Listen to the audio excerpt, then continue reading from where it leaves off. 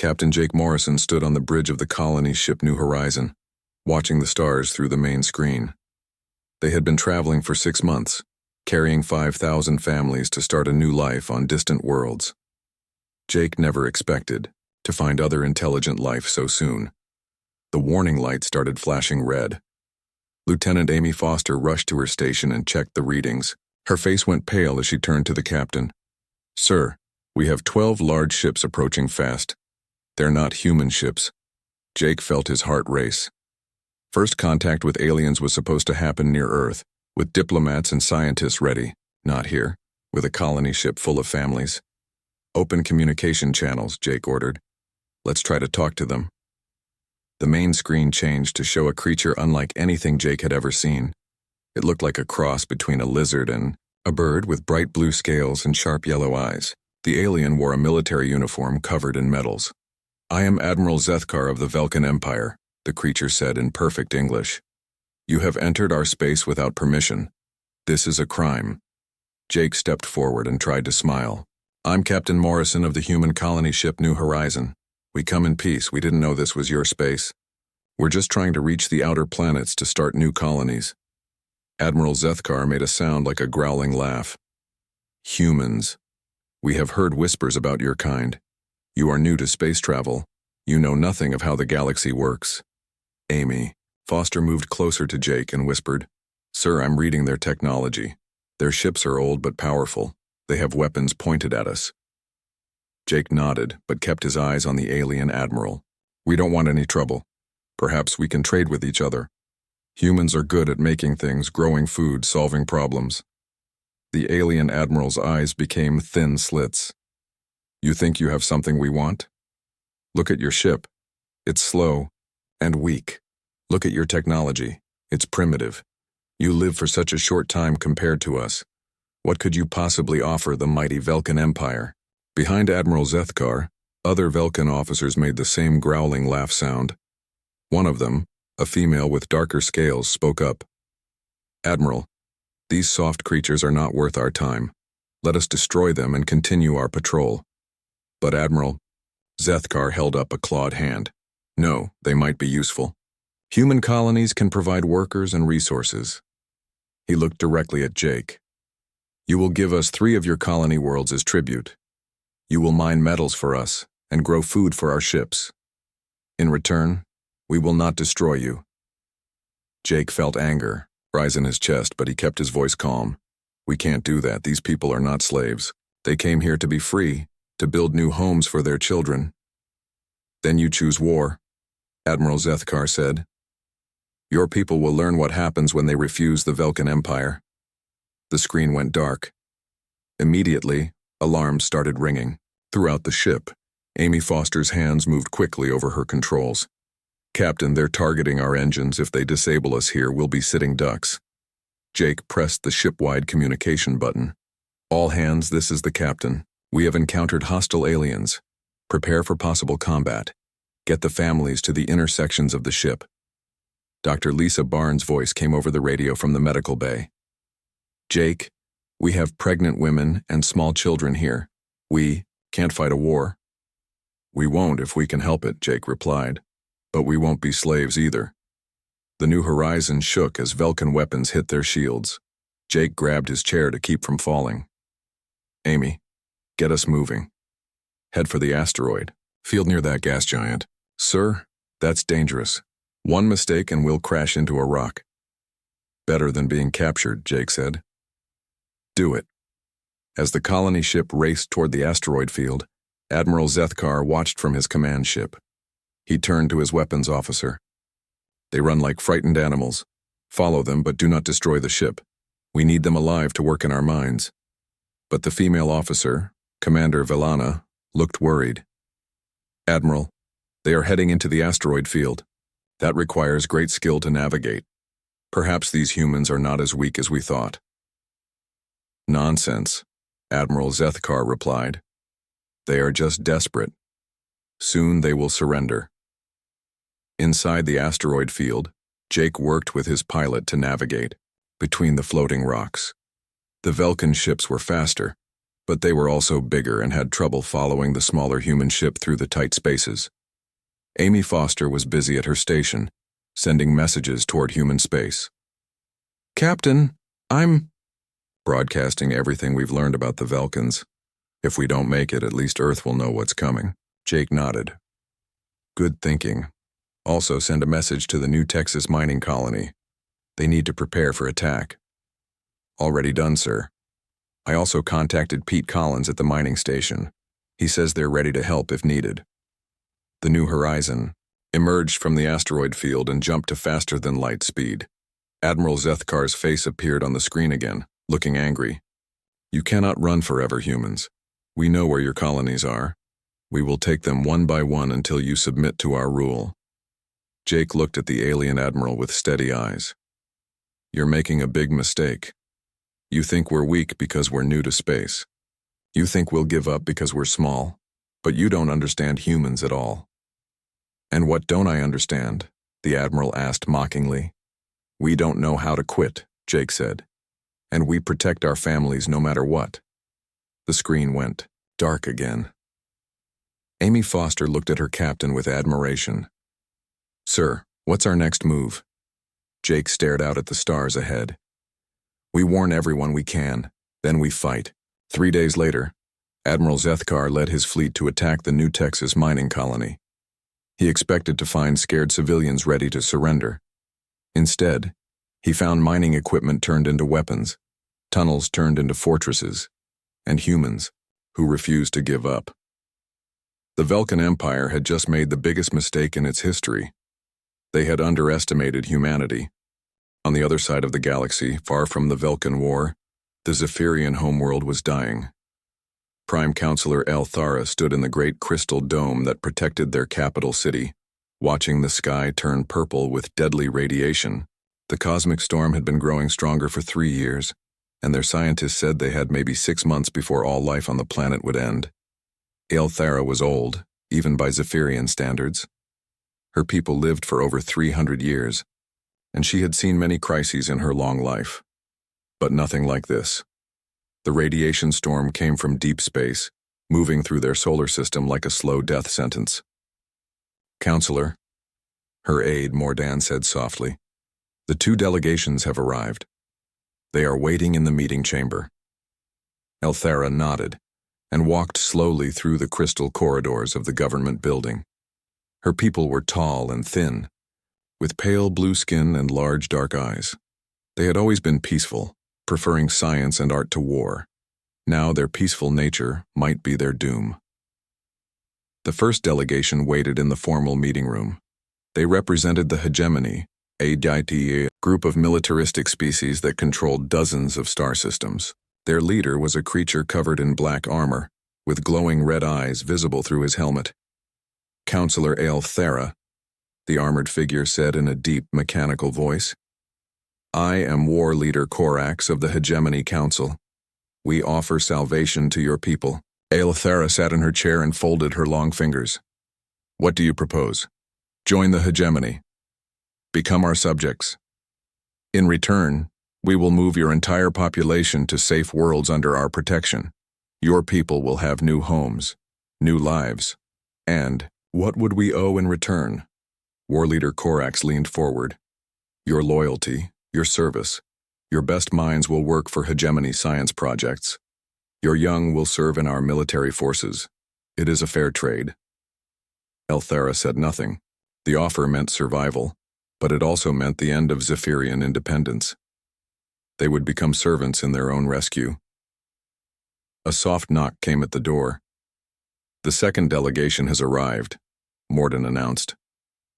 3 humans entered the room. They wore simple blue uniforms with no weapons visible. The leader was a woman with short brown hair and kind eyes. She smiled when she saw Thara.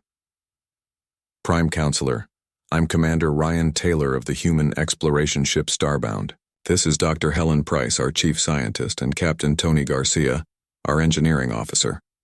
War Leader Korax made a sound like grinding metal. "Humans, what are these primitives doing here?" Commander Taylor looked at the armored figure calmly.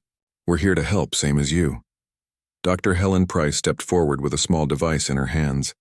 Counselor Elthara, we've been studying the radiation storm affecting your world. We think we might have a solution. Elthara was surprised. You have been studying our problem? How did you even know about it?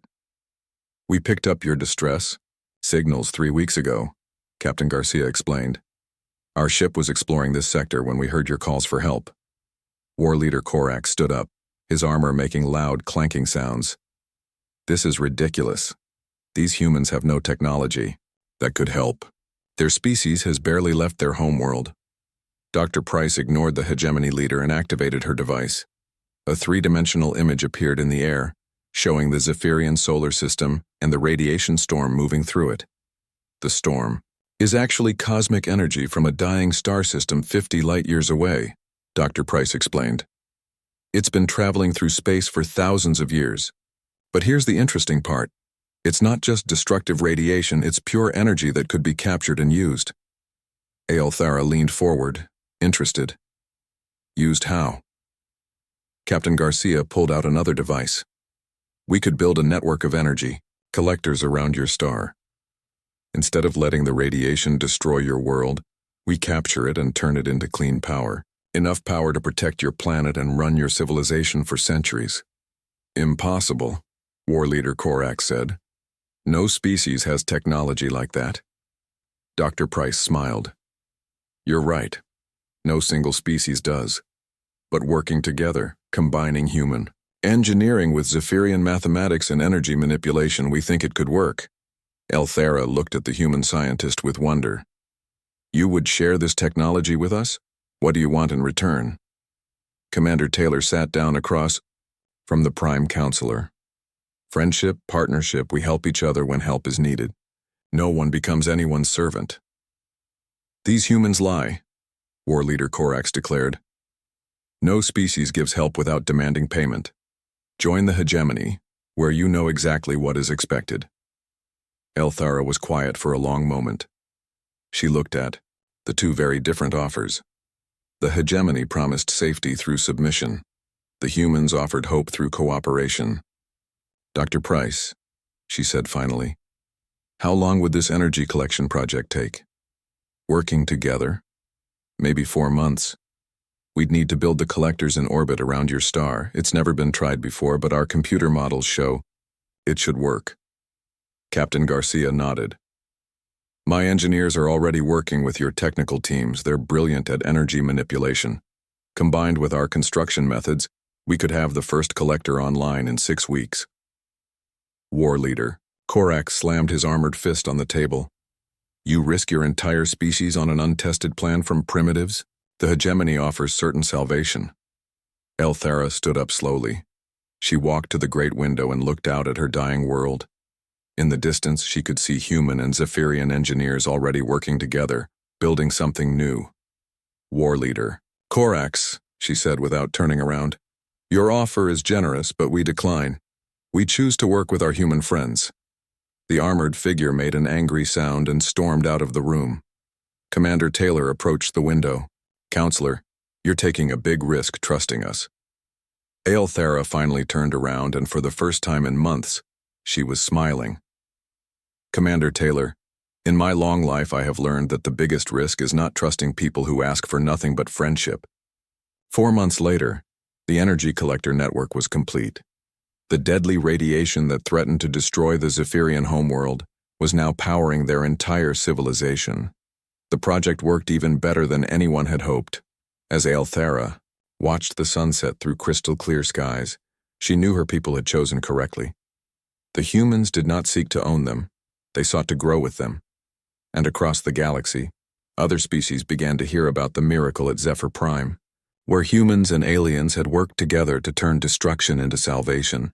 Queen Mind Vextha sat in the center of her hive ship, surrounded by thousands of her children. The Krillian swarm had been watching the galaxy for decades, waiting for the right moment to expand their territory. Now, with humans fighting Velkans and making friends with Zephyrians, she saw her chance. The Krillians looked like giant insects with 6 arms and hard-shell bodies. They could speak with their minds instead of voices, sharing thoughts across vast distances. Queen Mind Vextha was the smartest of all Krillians, able to think of plans within plans within plans. "Bring me the communication specialist," she ordered. Through her mind voice, a smaller Krillian scuttled forward on 4 legs. "Yes, Queen Mind, what are your orders?" "We will speak to the struggling human colonies, the ones that have no protection from the Velkan attacks. We will offer them our help." The specialist tilted his insect head. "But Queen Mind, we do not actually want to help them." Vextha made a sound like clicking her teeth together, which was how Krillians laughed. "Of course not, little one. We will promise protection while secretly helping their enemies. When both sides are weak from fighting, we will take their worlds for ourselves." 3 days later, Sam Roberts sat in his small office on the human colony world of New Hope. He worked for human intelligence, trying to figure out what alien species were friends and which ones were enemies. It was harder than it sounded because some aliens were very good at lying. A message came through on his communication device. The face that appeared looked like a friendly insect with big round eyes and a gentle smile. "Greetings, human colony. I am Speaker Ziltak of the Krillian Swarm. We have heard about your troubles with the Velkan Empire. We wish to offer protection." Sam leaned back in his chair. New Hope Colony had been asking Earth for military help for weeks, but Earth was too far away. The Velkans had already attacked 2 nearby human settlements. Maybe these Krillians could help. "What kind of protection?" Sam asked. "Our hive ships are very strong. We can patrol your space and keep the Velkans away.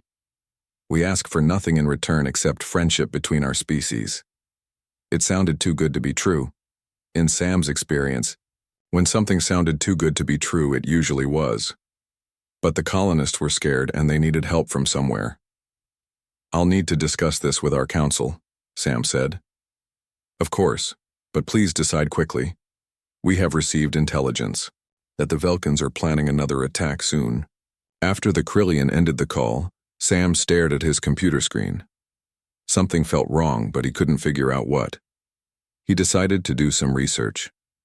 Meanwhile, on the Velkan homeworld, Admiral Zethkar was meeting with his war council.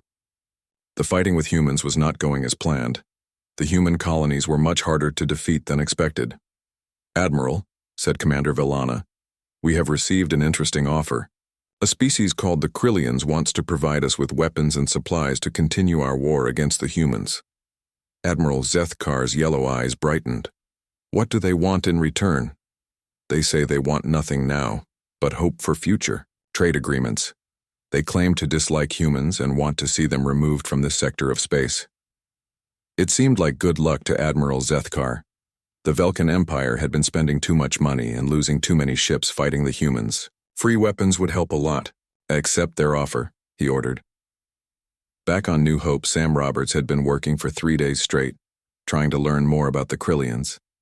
He used every database he could access, talked to other intelligence officers, and studied communication patterns from across the galaxy. Finally, he found something strange. The Krillians were talking to many different species at the same time. They promised humans protection from Velkans. They promised Velkans weapons to fight humans. They promised 3 other species help with their own wars. Sam grabbed his communication device and called his friend Mordan on the Zephyrian homeworld. Mordan was a codebreaker who had helped humans and Zephyrians build their alliance. "Mordan, I need your help with something. Can you trace communication patterns from the Krillian swarm?" The tall Zephyrian appeared on the screen. "Of course. Sam, what are you looking for?" "I think they're playing everyone against each other. Can you help me prove it?" Working together, Sam and Mordan spent 2 weeks tracking Krillian messages across space. What they found was shocking.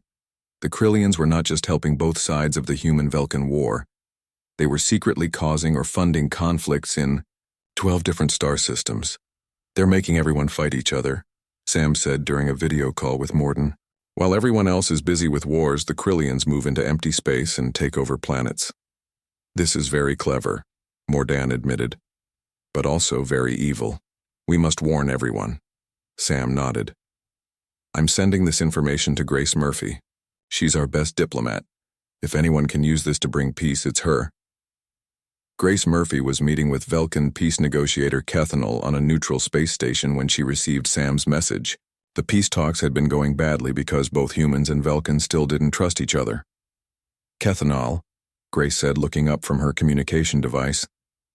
I just received some very important information. We've both been tricked. The Velkan negotiator, who looked like Admiral Zethkar but with less scars and a calmer manner, tilted his head. Tricked how? Grace showed him the evidence Sam and Morden had collected. The Krillians have been helping both of us fight each other. They want us weak so they can take our territories.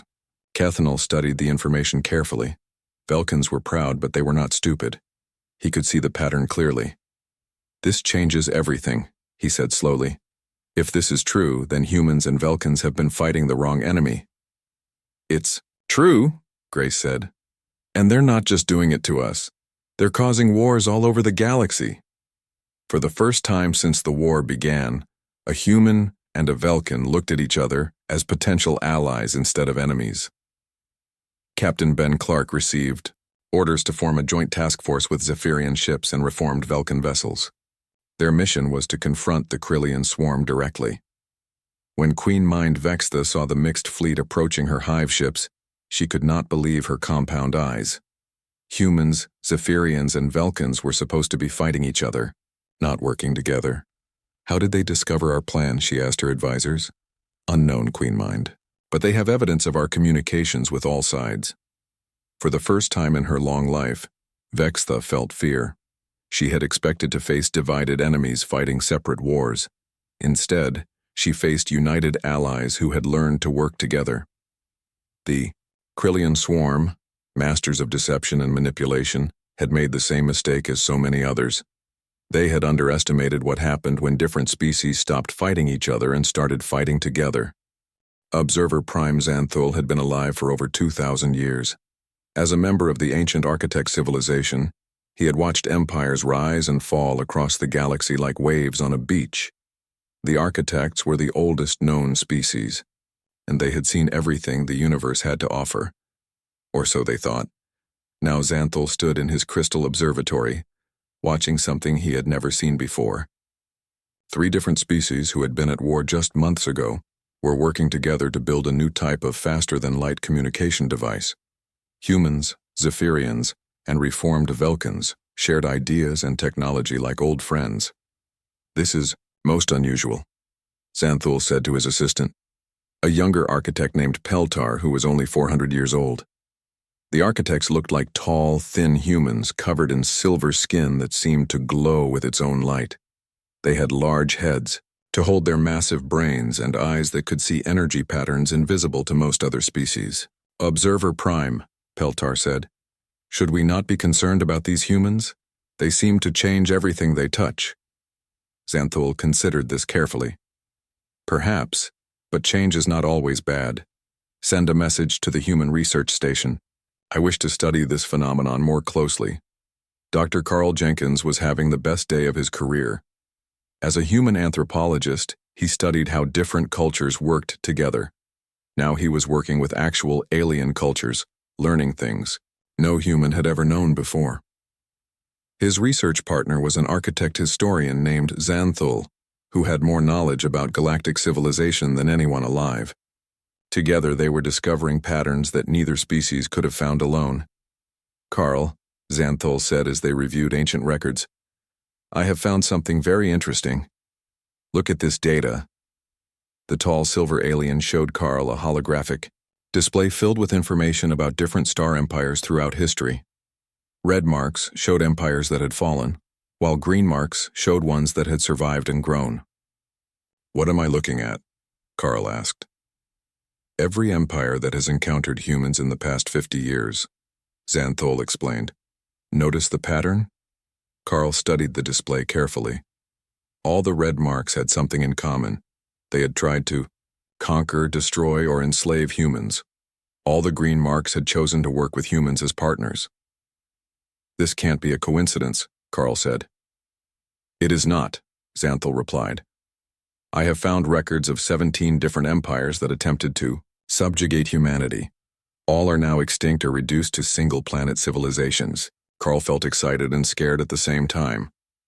But we're not trying to destroy other species. We just want to be left alone to build our colonies. That is exactly what makes you so dangerous to empires built on conquest, Xanthol said. You show their subjects that cooperation works better than domination. You prove that there is another way to live. Meanwhile, on the human research station New Discovery, engineer Maya Foster was working on the most important project of her life. She was Amy Foster's younger sister, and like Amy, she was brilliant at solving technical problems.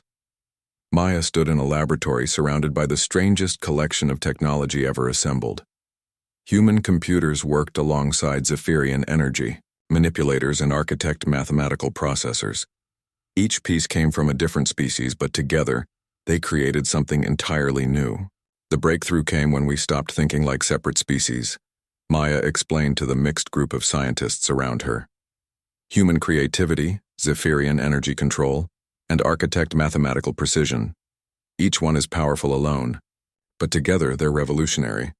Dr. Helen Price, now older but still sharp, nodded approvingly. Show them what we've accomplished.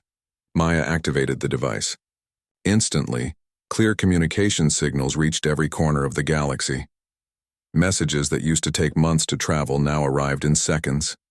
The new, faster-than-light communication system worked perfectly. This changes everything, said Velana, the former Velkan commander, who now worked as a peace negotiator. With instant communication across the galaxy, wars will be much harder to start. People will talk instead of fight. But while the Alliance celebrated their success, dark news came from the outer rim of the galaxy. A massive empire called the Obsidian Dominion was gathering the largest military force ever seen. Captain Ben Clark brought the bad news to a meeting of Alliance leaders. Our scouts report over 10,000 warships. They're led by Emperor Vakmor, who calls humans a cosmic mistake that must be corrected. Admiral Kate Sullivan, who had been promoted after her success in the Velkan War, studied the intelligence. Reports. They're not just targeting human worlds, they plan to attack every species allied with us. Commander Ryan Taylor, now an admiral himself, looked grim. This is what we were afraid of. Some empires would rather destroy the galaxy than change their ways. Grace Murphy, the diplomat who had helped create the Alliance, spoke up. Maybe this is exactly what we needed. A threat big enough to bring everyone together. Dr. Carl Jenkins and Observer Prime Xanthol had been studying the Obsidian Dominion for weeks. What they found was disturbing. They are the largest military empire in galactic history, Xanthol reported to the Alliance Council. They have conquered over 300 star systems through pure force. They believe that might makes right, and that the strong should rule the weak. Carl added, but here's the interesting part. They've never faced anything like our alliance before. Every empire they've conquered was fighting alone. Maya Foster raised her hand. Our new communication system means we can coordinate defense across hundreds of worlds instantly. They'll be fighting one enemy, but that enemy will be everywhere at once. Admiral Kate Sullivan smiled for the first time in weeks. They're expecting to fight separate wars against separate species. Instead, they're going to fight one big war against all of us together. Observer Prime Xanthol watched the Alliance. Leaders planned their defense and felt something he had not experienced in centuries: hope. The ancient architect had seen many civilizations rise and fall, but he had never seen anything like this. Carl, he said to his human partner, I believe we are witnessing the evolution of galactic civilization itself. What do you mean? For millions of years, empires have grown through conquest and domination. The strong defeated the weak, took their resources, and grew stronger. It was the natural way of things. Carl nodded. But that's not working anymore. Exactly. Your species has introduced a new model. Growth through cooperation, strength through diversity, unity through choice, rather than force. Xanthol paused, his silver skin glowing brighter with excitement. The Obsidian Dominion represents the old way of doing things. Your alliance represents something completely new. And now we'll find out which way works better, Carl said. The alliance had months to prepare before the Obsidian Dominion would arrive. Every species contributed what they did best. Humans provided tactics and leadership. Zephyrians offered advanced energy shields. Reformed Velkans shared their military experience. Architects contributed their vast knowledge. Dozens of other species added their own unique abilities.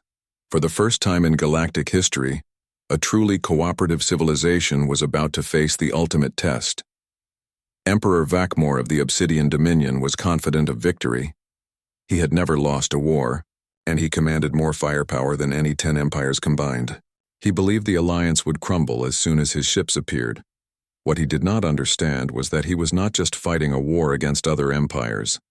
He was fighting against the future itself, and the future had already chosen its side. Emperor Vakmor stood on the bridge of his massive flagship, watching 10,000 warships spread across space like a dark cloud. The Obsidian Dominion had never assembled such a large fleet before, but then again, they had never faced such an annoying problem. The Emperor was twice the size of a human with thick black armor covering his entire body. His species had conquered their way across the galaxy for centuries, and he saw no reason to stop now. Weakness disgusted him, and cooperation was just another word for weakness. War Master Grixal, he called to his chief military commander. "Are all ships ready for the assault?" The smaller armored figure bowed. "Yes, Emperor. We have enough firepower to destroy 100 worlds. The human alliance will surrender after we destroy their first few planets." Emperor Vakmor made a sound like grinding metal, which was how his species laughed. "They think their friendship will protect them.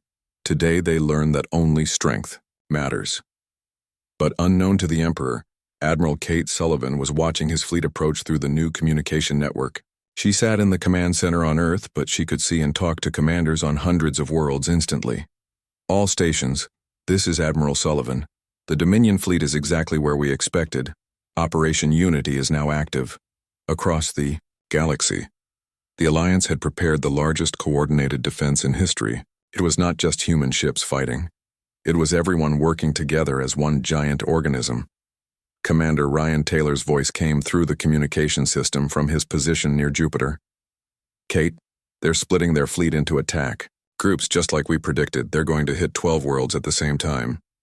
"Perfect," Kate replied. "Let them spread out." "Maya, are the energy shields ready?" Maya Foster answered from the Zephyrian homeworld, where she had been installing the new shield technology. "All shield networks are online. Zephyrian energy manipulation combined with human engineering. They've never seen anything like it." Admiral Jake Morrison, now commanding the largest human battle group, checked in from his position near the outer colonies. "Enemy ships approaching my sector, they look confident." "They should," Kate said with a slight smile. "They don't know what they're really fighting yet." The battle began when Dominion ships attacked the human colony of New Texas. Emperor Vakmor expected to see the same thing he had seen on hundreds of other worlds: panic, quick surrender, and easy victory. Instead, his ships ran into energy, shields that seemed impossible. The colonists, led by the now experienced Pete Collins and Dr. Lisa Barnes, had turned their entire world into a fortress that could absorb and redirect energy attacks. "Emperor," War Master Grixal reported with confusion, "our weapons are not working. The colony shields are too strong." "Use more ships," the Emperor ordered. But when more Dominion ships arrived at New Texas, they found human, Zephyrian, and Velkan ships waiting for them. The three species fought together so smoothly, they seemed like parts of the same military. Captain Tony Garcia commanded a mixed fleet of Alliance ships near the Zephyrian border.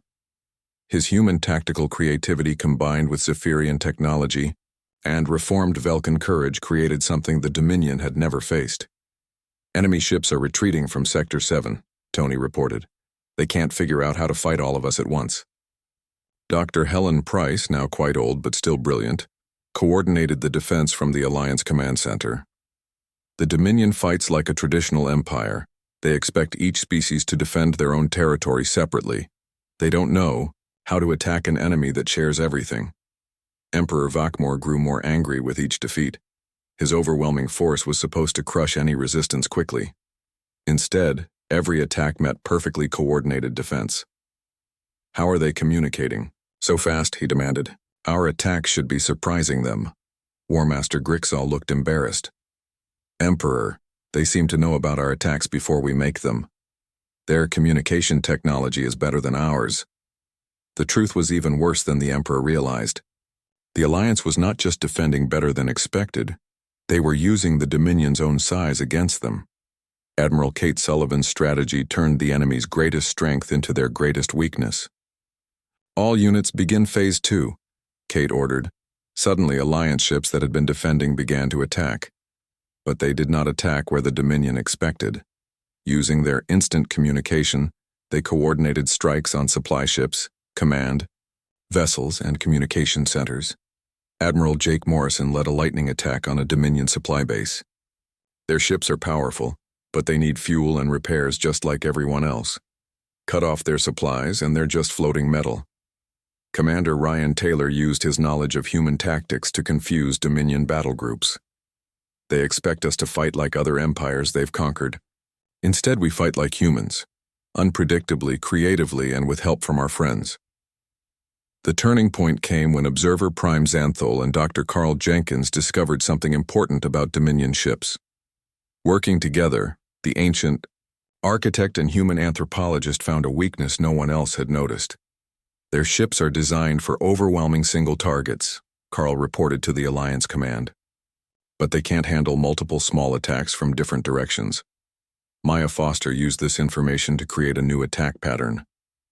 "If we hit them with coordinated strikes from human speed, Zephyrian energy weapons, and Velkan heavy guns, all at the same time, their defensive systems get confused." The final battle happened near Earth itself, where Emperor Vakmor led his remaining ships in a desperate attack.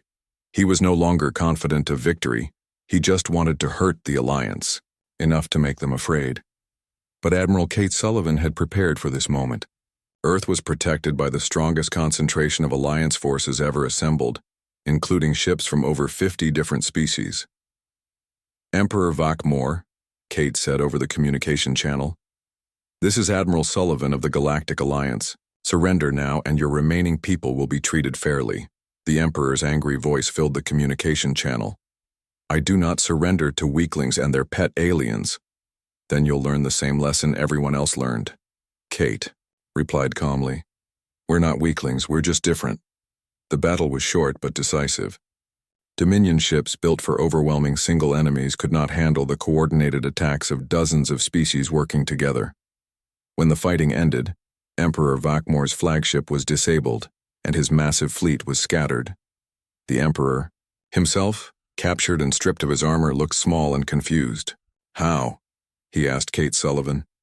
"We had more ships, better weapons, stronger armor." Kate looked at the defeated Emperor with something like pity. "You had everything, except the one thing that really matters. Friends willing to fight beside you." 6.